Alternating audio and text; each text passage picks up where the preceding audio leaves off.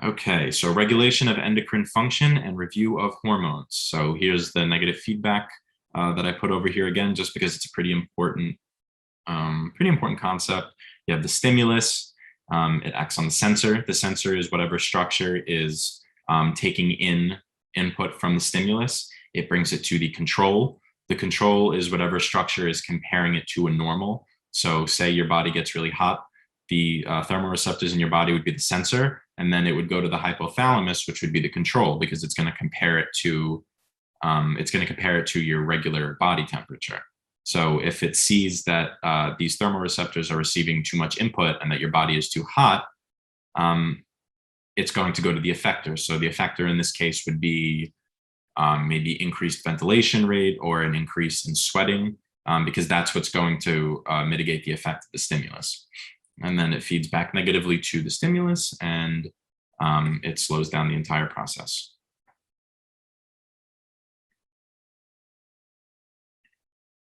Okay, and another diagram. So as we mentioned earlier, most of the endocrine system is regulated by negative feedback, although positive feedback we do see sometimes. In other words, the product or result of the signal cascade will directly inhibit the specific signal cascade upon increasing concentration and will activate it upon decreasing concentration. So this graphic, calcitonin, for example, is secreted by the C cells in the thyroid when blood calcium levels are too high. The increase in calcitonin will drive calcium levels in the blood down. When calcium levels are low enough and they're too low, the thyroid is going to stop producing calcitonin. And it's just an ongoing cycle of repeating. So I didn't mention it in that topic, but maybe parathyroid hormone is released and that increases blood calcium levels. Once those levels get too high again, the entire process is going to repeat. Calcitonin is going to be released. It's going to lower blood calcium levels. It's going to act upon the thyroid again, and calcitonin secretion is going to be decreased again. And exactly what I just said, basically, is what's being displayed in this graphic to the left.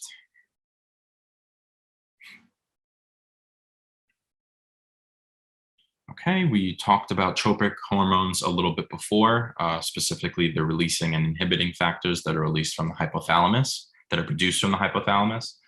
But it's important that you understand them and understand that tropic hormones are sort of a separate class of hormones and they have a very important job. So this is one of the reasons why the endocrine system is so finely tuned and it's so finely regulated. Because if it weren't, we wouldn't be able to maintain homeostasis like we do. The tropic hormones are those that regulate the release of other hormones, and there can be multiple tropic hormones released in a singular pathway, and there often are, especially when we're talking about the HPA axis. The first two hormones that released are going to be tropic hormones.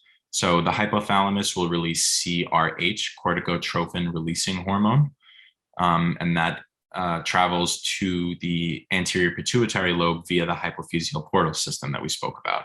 The pituitary gland, the anterior lobe, in response to the CRH, is going to release ACTH, which again is another tropic hormone, because it's not really affecting a change directly.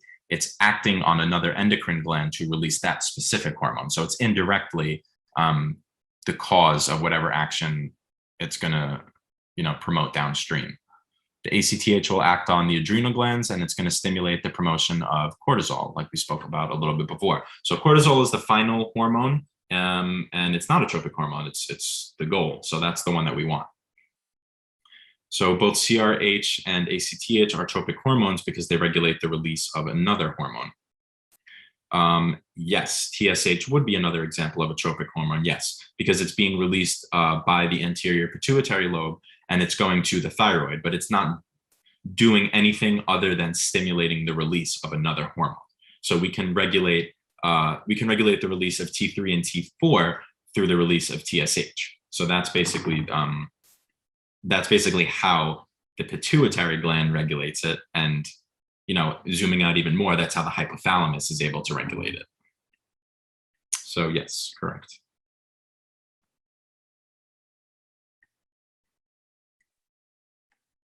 Cool. Okay, so 100% of you said D, which is really cool because D is the right answer. So let's go over it. Which of the following structures release tropic hormones? So we have Roman numeral 1 is the anterior pituitary, Roman numeral 2 is the posterior pituitary, 3 is the hypothalamus, and 4 is the adrenal gland. So basically, just because we just talked about it, it's pretty self-explanatory. So great job doing D. 1, the anterior pituitary does release tropic hormones. Just because, flat peg, FLACTH is a tropic hormone, TSH is a tropic hormone. The posterior pituitary only releases 2 hormones that we know of.